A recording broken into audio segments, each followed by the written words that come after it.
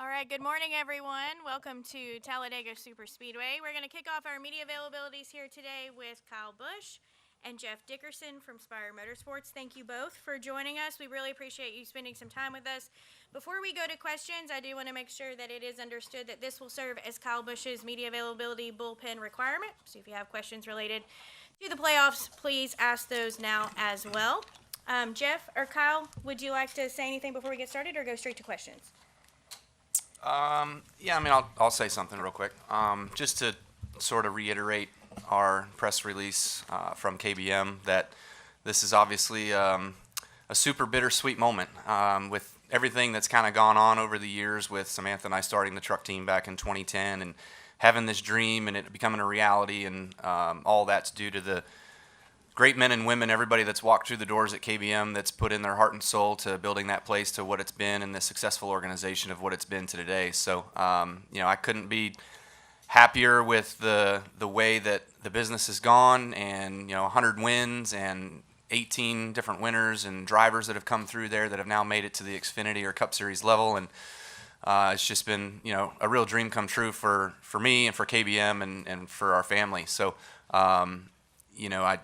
I just feel like I haven't been able to give it as much of my devoted attention as it needs, and being around as much with Brexton racing and family stuff and me racing and trying to focus on that and being with the Cup team and things. And so, there's some conversations that kind of happened with the crew chiefs and whatnot that just kind of made me start thinking about it. And then Crazy over here showed up at the door.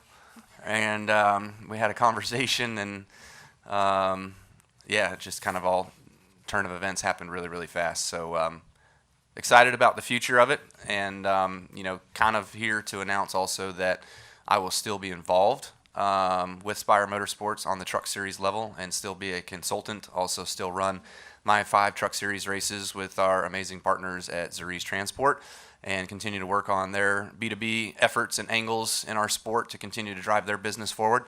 And so it'll be, still worthwhile for me to see that team succeed with all the people and everything that we've had there for over the years. And I'm excited about those that'll stay and, getting a key fob that turns off at 6 p.m. All right, we'll go ahead and go for questions for Kyle and Jeff. If you have one, raise your hand. We'll work to get a mic to you guys, get in as many as we can. We'll start with Lee and then go to Bob. Hey, Spencer, catchfence.com. I never heard Jeff referred to as a unicorn before, but I'm glad you found him. They do exist. When you look at what you've been doing with Brexton and the time it takes, and I'm sure Jeff can understand that because he comes from a dirt track background too. I mean, will this give you ample time not to feel as guilty when you're at the dirt track and, just helping him do his career and doing your day job at RCR? Yeah, sure. I would agree with that. This isn't the end or the shutdown of KBM. KBM doesn't cease to exist. It still exists. We just now race an 8-year-old at the, grassroots level. So, I guess the logo can still carry on the shirts and his fire suit and everything else. It just won't be as prominent or at all on the Truck Series efforts. But certainly with being around and traveling and going through the Midwest Swing, for instance, I think we raced 12 races in 15 days or something up there. So, it's a lot, and that's a lot of time away from both aspects. But there's only so much time in a day, and only so much of Kyle that can accomplish everything. All right, Bob? Bob Pockris, Fox Sports. I had a couple for Jeff. First, announcement a couple of weeks ago about you spending a lot of money on charter, and then this purchase. How are you guys? Do you have an investor, or how are you doing it financially? Here's what I hear. It's not about the transaction or the structure. I think what you're asking is, are you guys for real, right? Or something must be going on behind the, the scenes there. I'd say TJ and I's names are on the check. And, well, Jenna, as you know in your article, I think you described us as pivotal and have done a lot of these deals. And so from the first time that we, announced the deal when we did the 78. I'm all for skepticism, right? I think some of it's healthy. But I don't know how many more of these deals we have to do before people know we're for real. And you have this alliance with Trackhouse with their driver, and yet you have a Hendrick relationship. They have a RCR ECR relationship. So what relationship are you next year? Yeah. So thanks for that, Bob. So our relationship with Hendrick continues. So we're still a Hendrick. We have our technical alliance with them. All of our engines will be through there. The third car's engines will be through there. Just as a quick note, I don't know there's been anybody, certainly in my NASCAR career, and for both of us in a way, right? Than Mr. Hendrick, and his support from the very beginning. He's always kind of treated me like his illegitimate son, right? He's always been there to kind of like push me and answer the phones, and any dumb idea that I have, he's right there to show me that there's a way through those things. So that doesn't stop. Ultimately, where the rubber meets the road on our Cup program next year, it'll look similar to what we have now. Pit crews, at least on 2 of the cars, pit crews will be through there. Technical data will be through there, and as far as we're concerned, the show goes on with Hendrick. All right, Jenna. Jenna Fryer, Associated Press. Both my questions are for Jeff. Welcome to the club. Just following up off of you guys are real. The first question is the $40 million figure real? I'm not going to get into the specifics of that, but I'll talk about that. What's kind of been reported. Again, and I don't mean to riff off of what kind of my tone to Bob, but it's just like I'm not sure. Like, we're a major league sport. We've been around for 75 years. We portray ourselves to corporate America like we're major league, and we are major league. So that number that's been reported is I don't know why it's such a shock, right? I think for us, we think that, It's great for the sport. yeah, no, it's great for the sport. I think that It's value. yeah, we still have a ways to go. We're major league. I don't know why. And Jen, not that this is about your question specifically, right? But it's just like the tone of it. It's like a major league sport with minor league question. You know what I mean? Like, this is a real deal. So I hope it's 400 million, right? So. And then you keep saying you guys are real. Like, what do you envision Spire becoming?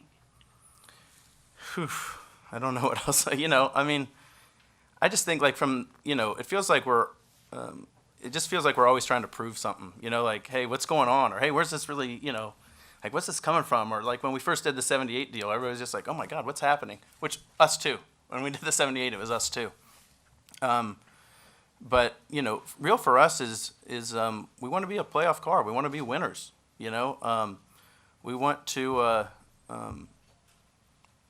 It just feels like we're just trying to break out of that mold where everybody's just like, oh man, are you guys even trying? Or, and it's we've made significant strides. Even before this and what we've done this summer. We're doing it. And I was talking with somebody back there in the garage, back where we were parked this week, and I was just like, I think everybody stepped up their game, but so has everybody else, right? So I don't know. Maybe it's not even something that you can see. Maybe it's just the way that you're kind of like perceived and talked about. But I think we're making strides. Obviously, Bristol was pretty decent for us till it wasn't. But we're legitimately leading laps, and it feels like with that 7 car, we're bouncing off all the guys. A couple times we've got Kyle.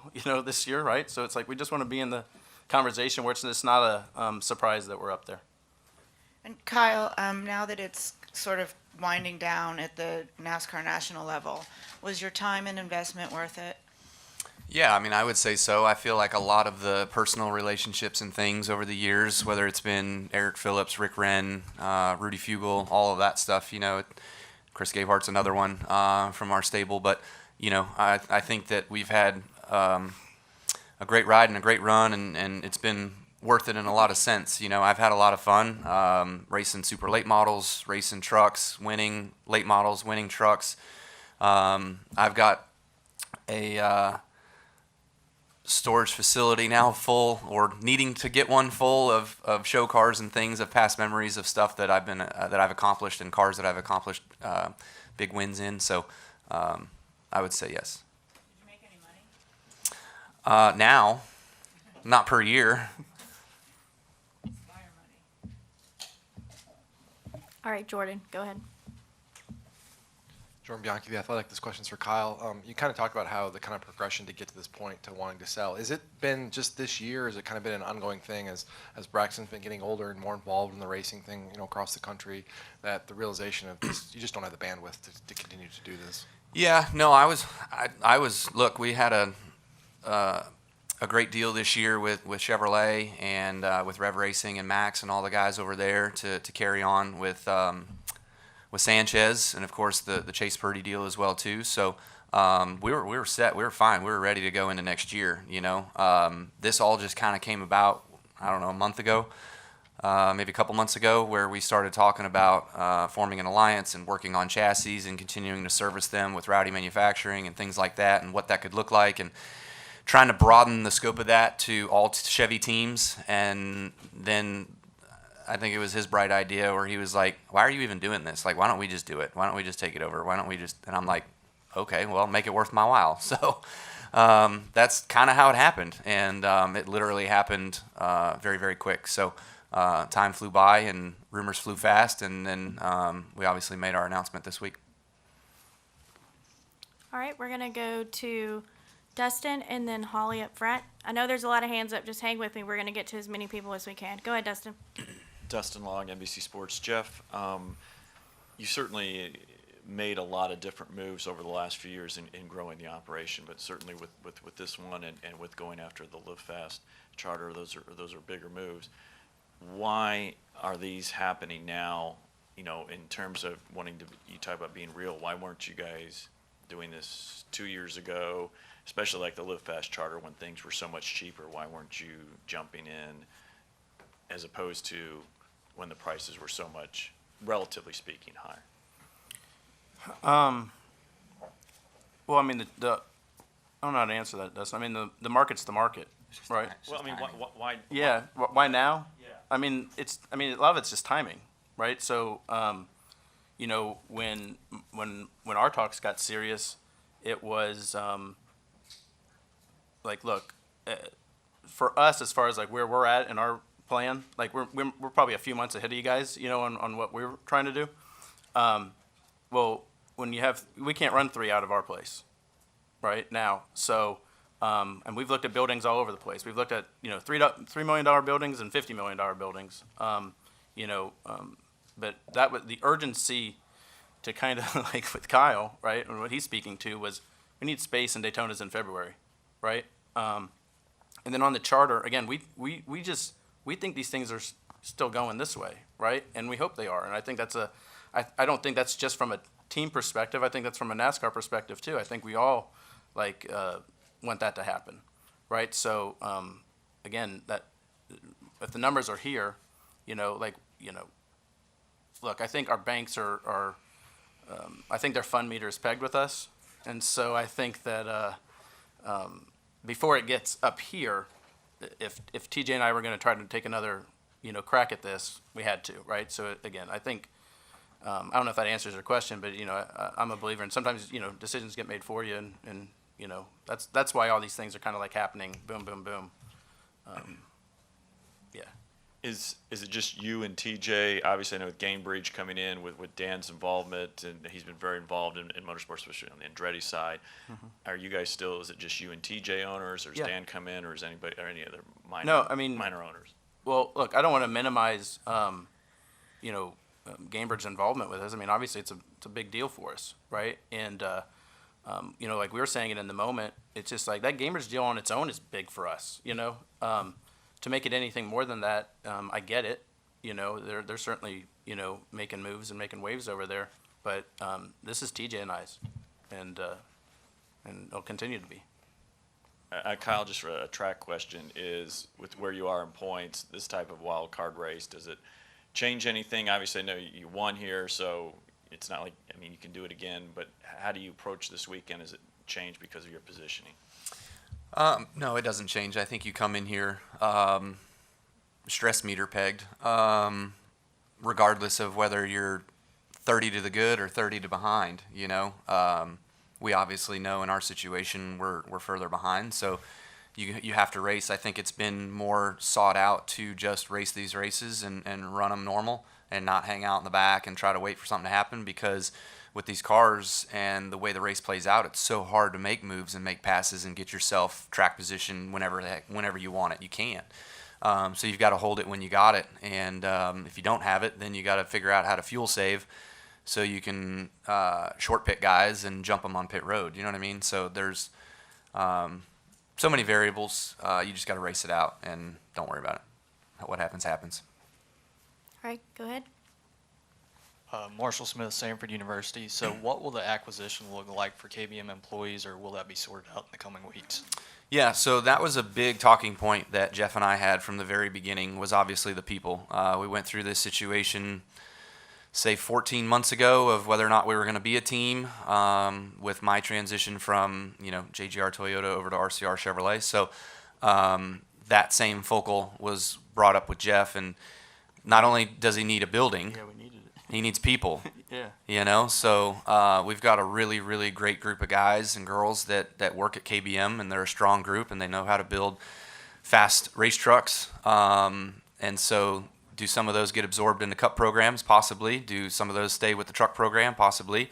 But they all are safe if they want to be, and if they want to have a job, they talk to the Spire group, and they go through.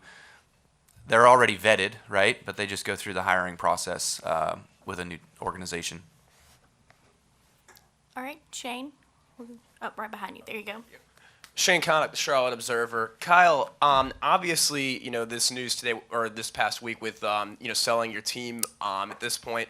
What does it mean to you, though, to be able to stay around, involved in racing? Obviously, you're already a two-time Cup Series champion, still, you know, in the playoffs at this point. But what does it mean to you to be able to be around and impact other drivers? Yeah, I love it. Look, I've didn't necessarily start KBM, I guess, as sort of a fun venture for me to go run truck races, although it was. But back in that day, you could run as many as you wanted, and the last few years you can only run 5. So, you know, my involvement has been limited, I guess you'd say, just not being able to run as much as I'd like, but still being there and being with the kids that have come through there, whether it's been Eric Jones, Christopher Bell, William Byron, Daniel Suarez, Bubba Wallace, you name them. We've worked with them, and I've worked with them and coached them and talked to them. And I remember Suarez, it was like literally every Thursday at 2 o'clock, he must have had an alarm set. He would call me, hey man, we're going so-and-so this weekend. What can you tell me? You know, so it was really, really fun to help those guys and get those guys to where they are. Obviously, they've got talent. They've done it themselves as well. But to still have the opportunity that Jeff's allowed me to be involved is going to be fun. I'm looking forward to whoever's next in the pipeline to continue to evolve. I know Sanchez, if he's back again next year, which I believe to be, then, you know, I'll be there doing the same stuff. Chase as well. All right. Go ahead. Maxwell Donaldson, Gadsden Times. This is for Kyle. You mentioned Chase Purdy. What have you seen from him in his first year with KBM? And obviously, this is his home track. What kind of emotions go into running at your home track, kind of? Yeah, if Talladega was my home track, I have no clue how to sort that one out. Man, that's a dreadful, that's a love-dread situation right there. You know, but yeah, Chase is coming on board this year has been really good. I raced with him a few times back in super late models years ago, but you know, his progression this year started out a little bit light, a little timid, you know, just a little like don't want to crash anything, don't want to tear anything up, and then it was kind of like, dude, like let's go, don't worry about it, put it out there, put her in the wind, And, I think we've kind of seen that the last 4 or 5 races that, he's done a lot better. We've lost track position on pit road and put him behind. And, going into the race, we haven't made quite the perfect adjustments at each time to keep his track position, per se. But, no, he's getting better. And coming into Talladega, it's any man's show. So it's cool to see him on the pole. That must feel good to be on the pole for the, your home event. But got to keep it there. All right, we're going to go to Gwen, Steven, and then we're going to wrap with Lee. Go ahead, Gwen. Thank you. Hi, Gwen DeRue with the Birmingham Times. In your strategic planning and looking ahead, are there any women that you're focused on or looking at for being involved with your team efforts? With the race team, yeah, I mean, actually, the Toyota guys, they've got 4 of them running at Keith Coons right now in the midget program. So you've got Jade, you got Taylor, you've got Mariah Eid. And Kaylee Bryson, right? Yeah. So yeah, there's 4 of them over there, and then I know Chevy. We had one. What was the super late model? The girl. Hettinger? Yeah, Katie. Yeah, Thank you. Hettinger. Yeah. So there's a few out there. It's just a matter of continuing to evolve and get better and build themselves. See results and things like that. So definitely a lot of potential. So we'll just have to see how it goes. All right, Lee, and then we'll get a mic. Steven up front. Kyle, I just wanted to ask, you had 3 wins so quickly in your transition with RCR. Have the other teams caught up, or, why has there, I don't know, I guess when you were that good to start out with, we just expected it to continue. What do you need to keep putting up something in the W column? Yeah, trust me, I see it too. I think when we've had really good cars, I've just over-tried, and you used 2017, 18, whatever, when we were super fast all the time. Like, I always think back to the golden days. You could drive from the back of the field to the front of the field. You can make something happen, and I still feel like I can do that, and I can drive from the back of the field to the front of the field. But in reality, with this car and equipment and everything being so equal, talent being so equal, SMT data, everybody's seeing it being so equal, it's tougher than ever to pass the guy in front of you. So that, I guess that's kind of been a bit of my demise, which is I don't feel like I can do as much as I want to be able to do. So me over trying has sort of hurt my racecraft, if you will, where I haven't been finishing, frankly.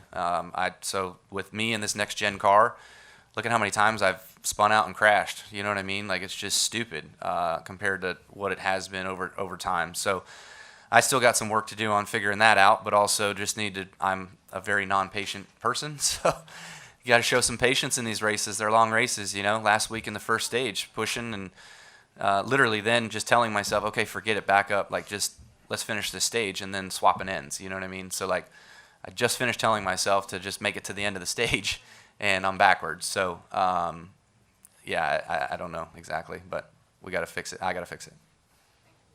All right, we'll take our final question up front with Steven. Steven Toronto, CBS Sports. This will be a question for Jeff. Jeff, when Spire started its Cup Series team, from the outset in 2019, you guys were very clear that you had a plan to build this team into something that was competitive and something that was consequential. Now we're 5 years into that, and you've reached that point. With these transactions between the Live Fast charter and now the acquisition of KBM, was that part of the original plan, or was this something that developed as you were trying to figure out how to take it to the next level over the next 5 years or so? Well, I mean, it probably wasn't Live Fast / KBM, right? But yeah, I mean, look, in the office, it's like, I guess the way that we carry ourselves over there and the way everybody's talking is like, we're right on plan.